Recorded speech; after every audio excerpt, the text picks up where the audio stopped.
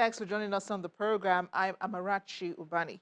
This week on Diplomatic Channel, U.S. President Joe Biden announces withdrawal of American troops from location of its longest war yet, Afghanistan. In the 19 years since America joined the conflict, more than 775,000 troops have been deployed. Over 2,000 of them have died in active duty, and more than 20,000 have been wounded in action, according to Defense Department figures.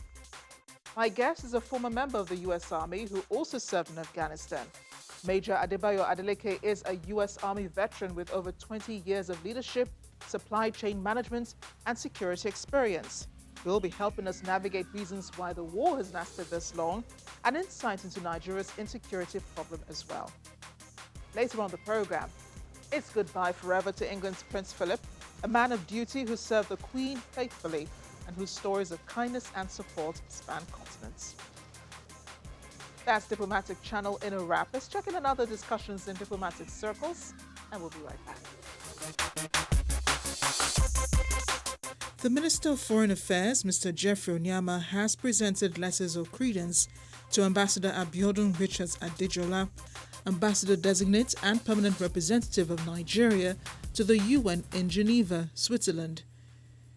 He also presented letter of credence to Ambassador Victor Adekunle Adeleke, Ambassador-designate to the Federal Democratic Republic of Ethiopia and permanent representative of Nigeria to the African Union and UNECA, with concurrent accreditation to Djibouti.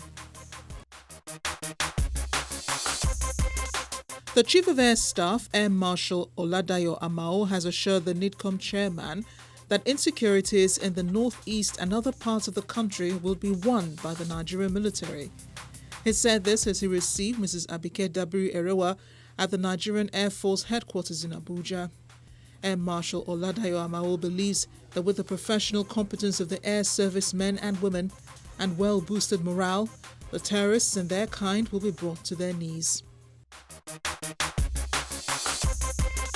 Finally, the U.S. government says it will identify and place an additional 45,000 people living with HIV in the Nigerian states of Oyo and Ondo on life-saving antiretroviral treatment as part of efforts to move Nigeria towards HIV epidemic control. The U.S. Consul General, Claire Pierangelo, disclosed this in a statement by the consulate in Lagos, saying the U.S. President's emergency plan for AIDS relief, PrEPFAR, administered by the U.S. Centers for Disease Control, is providing HIV treatment to more than 23,000 people living with HIV in Oyo State and over 12,000 people living with HIV in Ondo State. The U.S. may have set a date for troop withdrawal from Afghanistan, but it is showing it still supports the government of President Ashraf Ghani. After President Joe Biden's announcement last week, Secretary of State Antony Blinken flew to Kabul to show support for the government. U.S. Secretary of State Antony Blinken was in Kabul following the announcement of the withdrawal of U.S. and other foreign troops from Afghanistan from May the 1st, agreed by the Trump administration. Thank you very much. He visited the U.S. Embassy in Kabul, where he met U.S. soldiers, and to the Presidential Palace, where he met with President Ashraf Ghani and other senior Afghan officials. I'm here to demonstrate our ongoing commitment to the Islamic Republic, to the people of Afghanistan. On Wednesday last week, President Joe Biden declared plans to end the longest U.S. war and that it is time for American troops to come home from Afghanistan as it looks to close out 20 years of military involvement there, even though critics warn that peace is not assured. I'm now the fourth United States president to preside over American troop presence in Afghanistan. 2 Republicans, 2 Democrats. I will not pass this responsibility on to a fifth. After consulting closely with our allies and partners, with our military leaders and intelligence personnel, with our diplomats and our development experts, with the Congress and the Vice President, as well as with Mr. Ghani and many others around the world, I've concluded that it's time to end America's longest war. It's time for American troops to come home.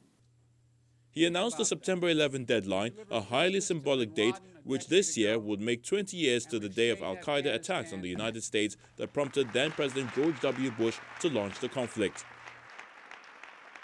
It is a war that has cost the lives of more than 2,400 American service members and consumed an estimated $2 trillion. U.S. troop numbers in Afghanistan peaked at more than 100,000 in 2011. American troops are not the only ones pulling out of Afghanistan. NATO has also announced troop withdrawal starting May the 1st. Secretary General Jens Stoltenberg says Afghanistan must now construct a safe country for its citizens.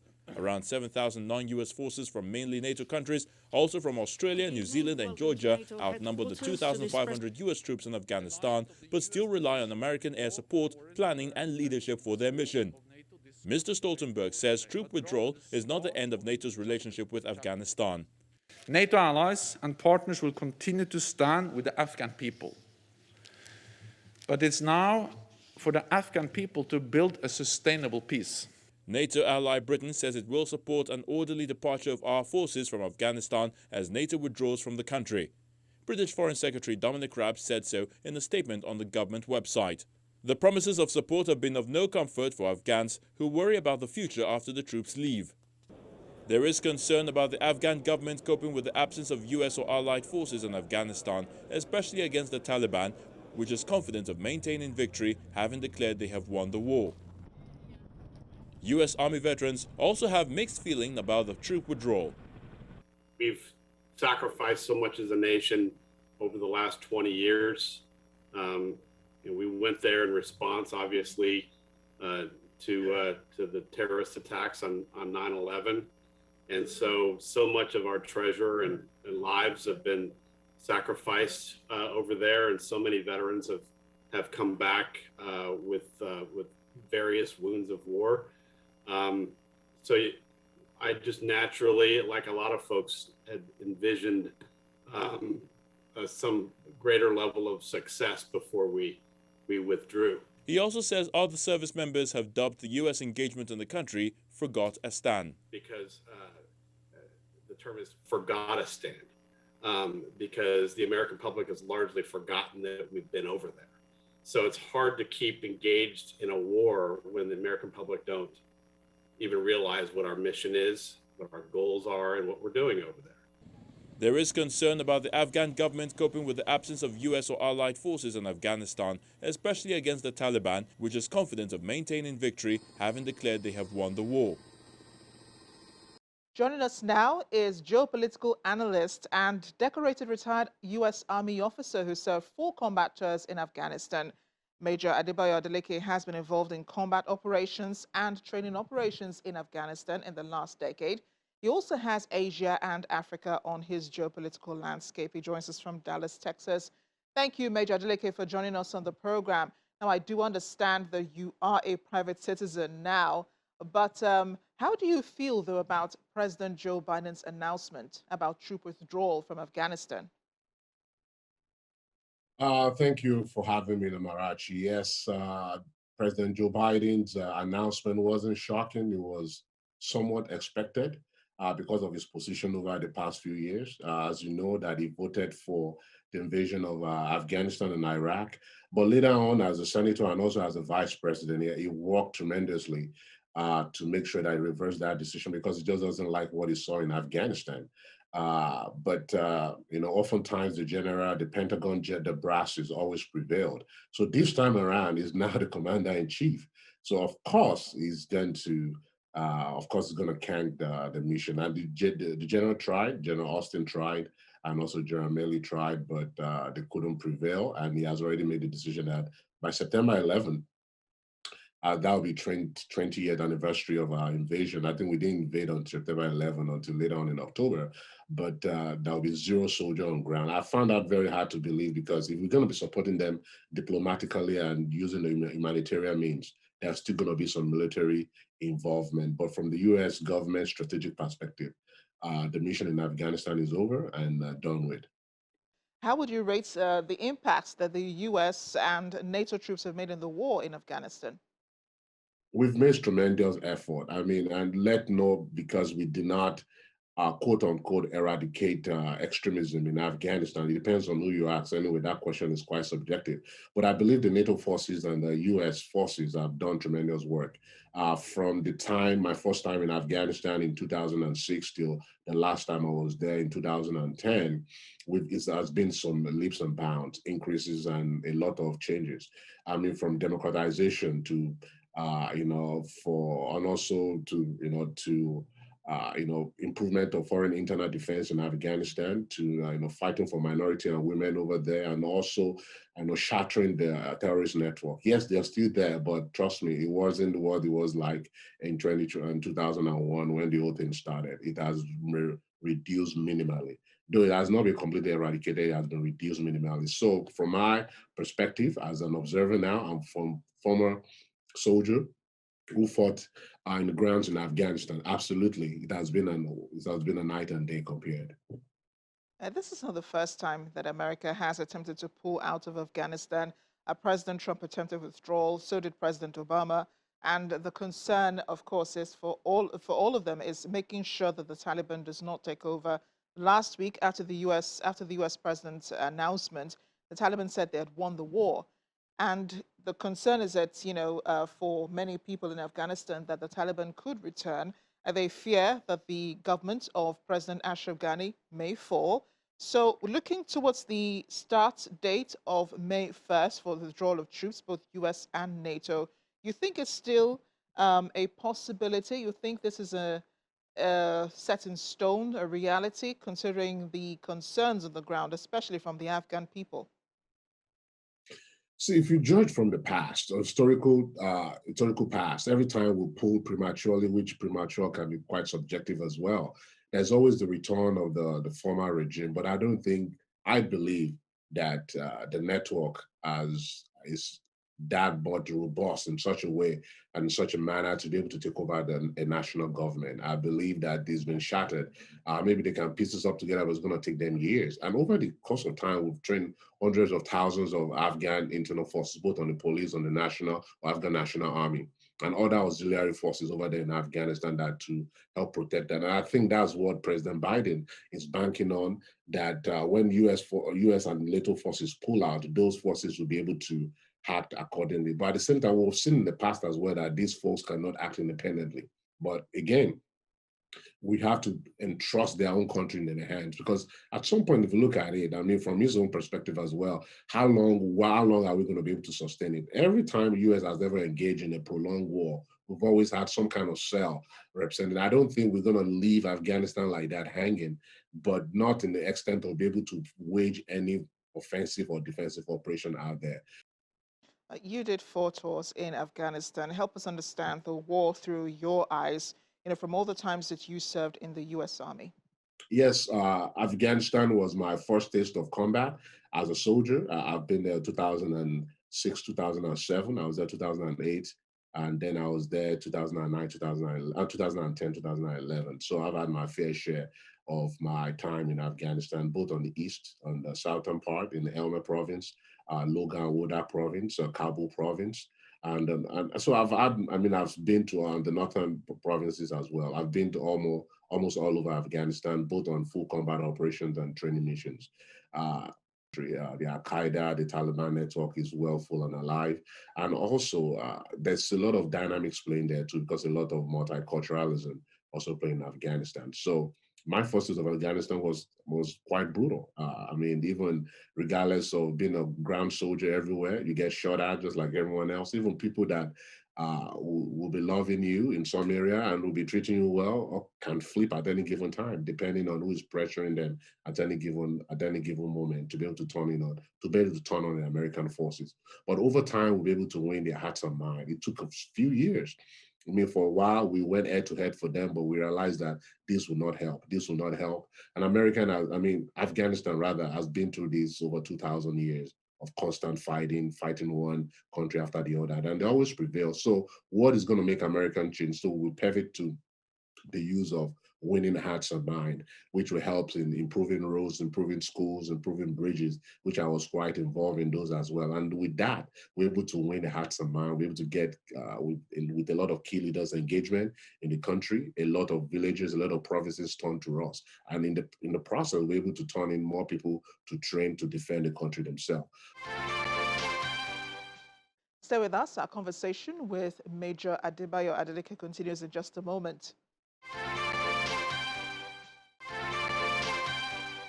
You already know the security crisis in Nigeria also. Almost every region is battling, some groups taking small arms and ammunition and disturbing the peace. From your insight into the Afghan war, what is the Nigerian government not doing right in the fight against insurgency and banditry and kidnapping, which has gone on for more than 10 years? You know, the issue of insecurity, I mean, I've always said it's insecurity is number one problem in Nigeria. It's always been the number one problem. And until everyone takes it seriously, I don't think they've actually understand to what extent insecurity has actually ravaged this country.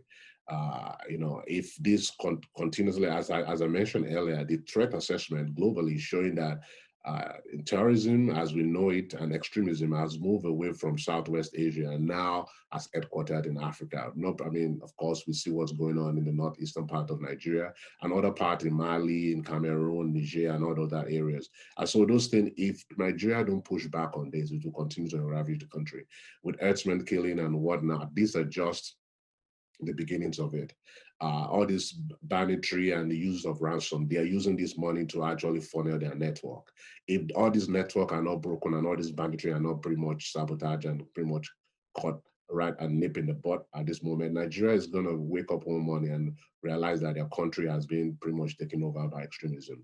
So this is not something that I'm not the prophet of doom telling Nigeria that this is what's going to happen. I'm saying that if this thing is not properly taken care of, Nigeria could be actually possibly ended up like Afghanistan, whereby the extremist organization will take over the country. I mean, there's so many meetings, there's so many parts to it for it to actually take a foothold in Nigeria, but the pattern remains the same.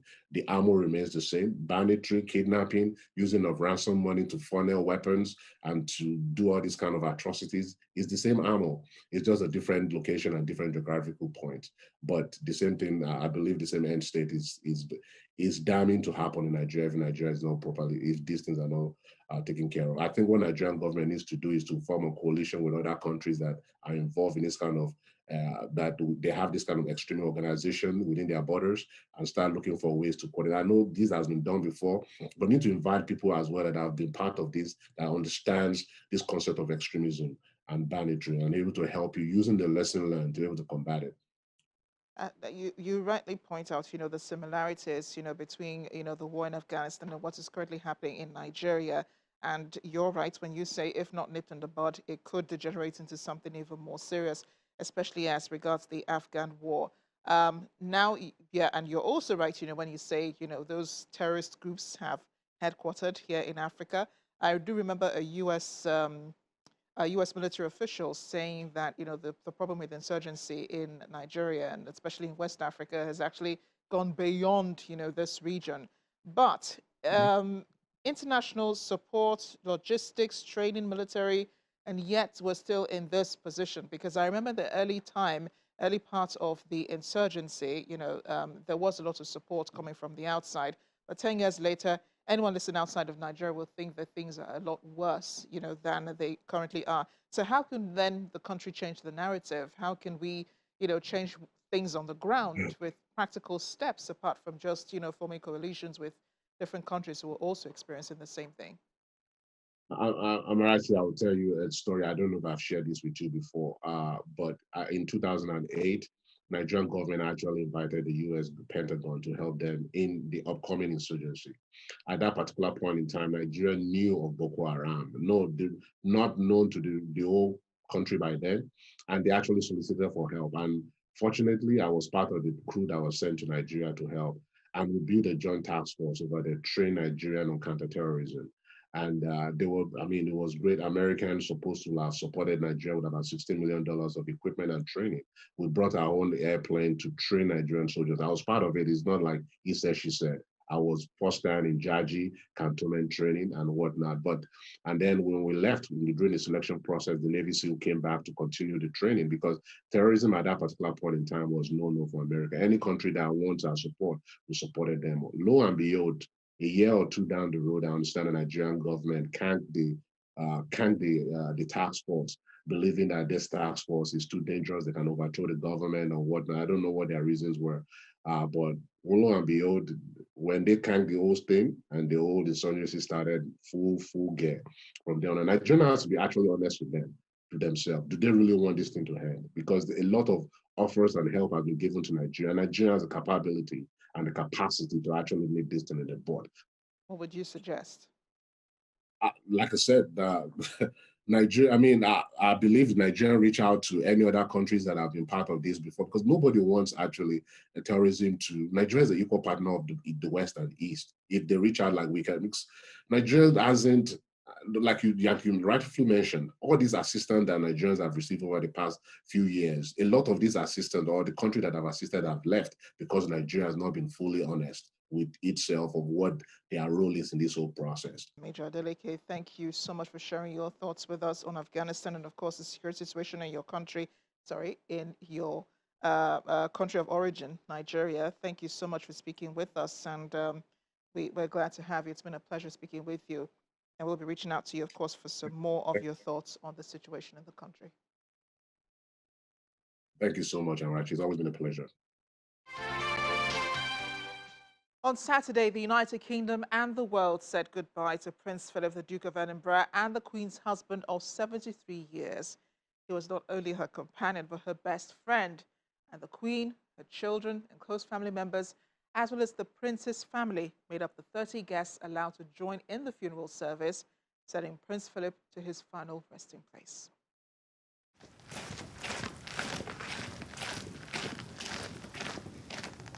Queen Elizabeth, Britain's longest-living monarch, and her family paid their last respect at a funeral that celebrated Prince Philip's naval past, his international heritage, and 7 decades of service in which he helped guide the Queen through repeated crises. Dressed in black and in a white-trimmed black mask, she sat alone, and her husband of 73 years was lowered into a royal vault in a service attended by senior royals, including Prince Charles and his sons, Princes William and Harry.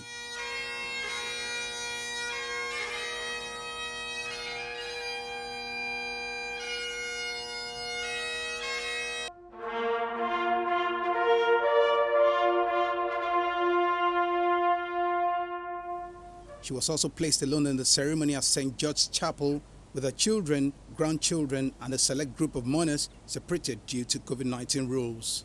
After the nation observed the minutes of silence in brilliant sunshine, Harry and William took up their places on opposite sides of the chapel in Windsor Castle, with the final resting place of Tudor monarch Henry VIII dividing them. Prince Philip's naval cap and sword lay on the coffin, which was covered in its personal standard featuring the Danish coat of arms, the Greek cross, Edinburgh Castle, and the stripes of the Mountbatten family. Prince Philip, who married the Queen in 1947, helped her adapt the monarchy to the changing world of the post-World War II era as the loss of the empire and the decline of the defense challenged the world's most prominent family.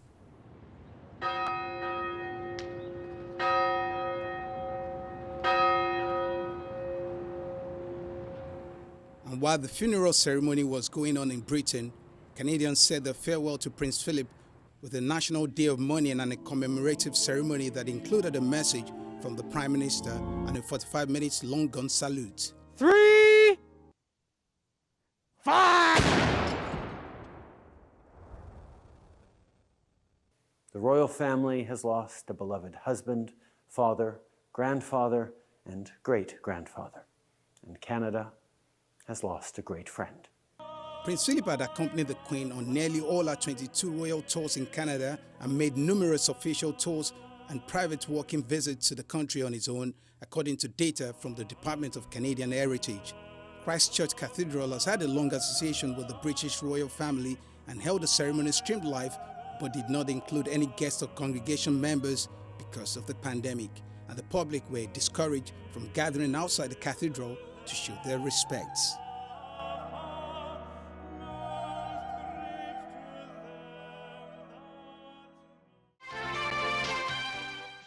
This is where we end the program this week. Don't forget you can watch this edition as well as previous ones on the channel's television website. Just go to Programs and click on Diplomatic Channel. Also reach me at Amarachi_Ubani and at Diplomatic Chan on Twitter and Amarachi Ubani on Instagram. I'll see you next time.